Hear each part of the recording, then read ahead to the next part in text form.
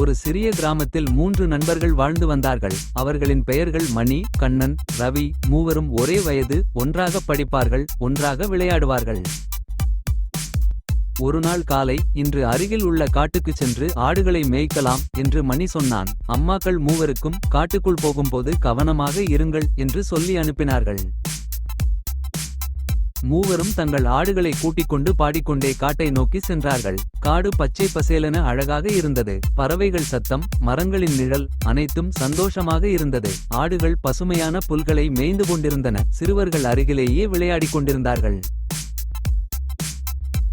மணி, கண்ணன் பேசிக்கொண்டே இருந்ததால் ரவியை கவனிக்கவில்லை. சில நேரம் கழித்து, ரவி எங்கே என்று மணி கேட்டான். அவர்கள் சுற்றி பார்த்தார்கள். ரவி காணவில்லை. சிறிது நேரம் கழித்து, ரவி ஒரு அழகான பட்டாம்பூச்சியை பார்த்தான். அதை பிடிப்பதற்கு சொல்லாமல் ஓடிவிட்டான்.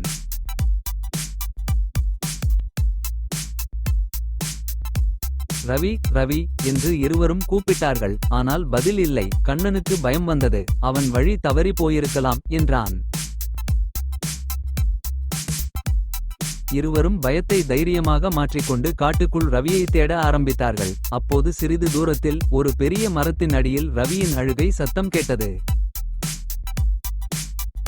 அங்கே ஓடினார்கள். ரவியை கண்டதும் மணி அவனை கட்டிப்பிடித்தான். நீ எங்களை பயமுறுத்திட்டே என்று கண்ணன் சொன்னான். ரவி அழுதபடியே, நான் வழி தெரியாம போயிட்டேன் என்றான். மூவரும் ஒன்றாக ஆடுகளையும் கூட்டிக் கொண்டு கிராமத்துக்கு திரும்பினார்கள். அன்று முதல் மூவரும் ஒற்றுமையாக இருக்க வேண்டும், தனியாக போகக்கூடாது என்று கற்றுக்கொண்டார்கள். அவர்கள் நட்பு இன்னும் வலுவானது. காடு சென்றாலும் விளையாடினாலும் எப்போதும் ஒன்றாகவே இருந்தார்கள்.